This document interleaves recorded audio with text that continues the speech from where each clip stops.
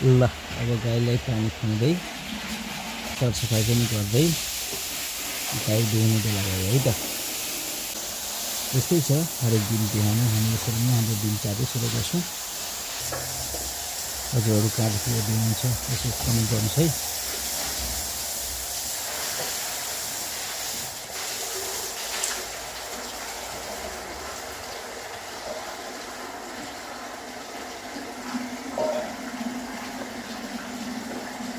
यति बेला जमिन मुनिबाट मोटरले पानीले पानी हो केही चिसो हुँदैन मनता पनि हुन्छ साह्रो छ बेसी यता के गर्ने जाडो नै गर्ने हामीले काम त रोक्नु भएन। कुनो सँगसँगै यस्तो दाना चोक्कर पनि खुवाउँछौँ हामीले गाईलाई आवश्यक न्युट्रिसन पुरा गर्नको लागि।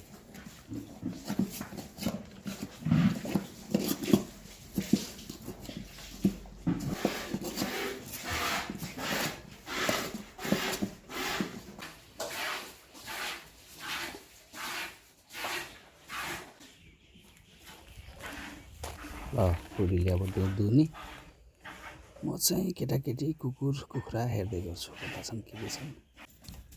यस्तो छ चिसो मर्निङ धेरै छ अहिले बाहिर मान्छेहरू खासै उठ्यो हाम्रो डगी। अब यसलाई फ्रेस गराउनु पर्यो।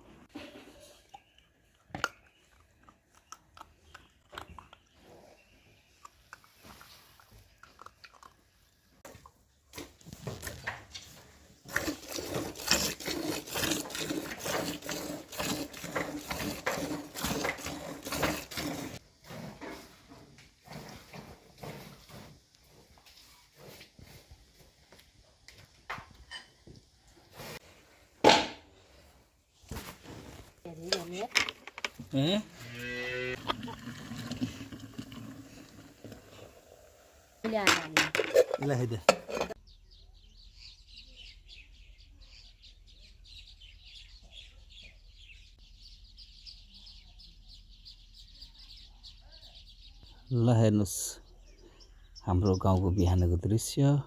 हाम्रो फार्म चराहरू पनि भर्खर उठ्दैछन्। एकदमै जाडो छ उसो लागेको छ।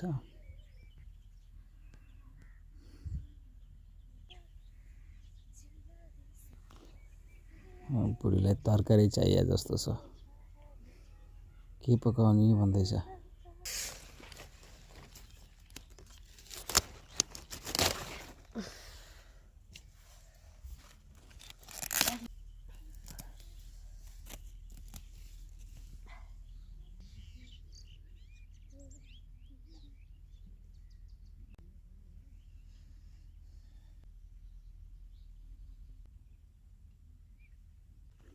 यसो फुर्सदको समयमा यसो करेसा बारीतिर यसरी तरकारी रोप्यो भने